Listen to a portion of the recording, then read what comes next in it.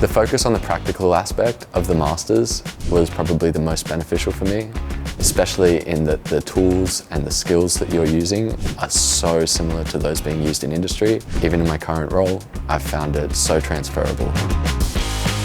It's really rewarding to come from a self-taught background and then be able to have such engaging conversations with people who are interested in the exact same things that you are. The collaborative experience is some of the best parts of the Masters. It really boosts your confidence when working with others.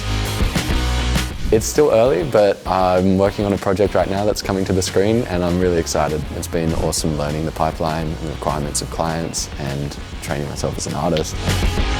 For anyone who's considering doing the Masters, I think that it requires commitment, but that whatever effort that you put in will be rewarded, and it's a great environment for that.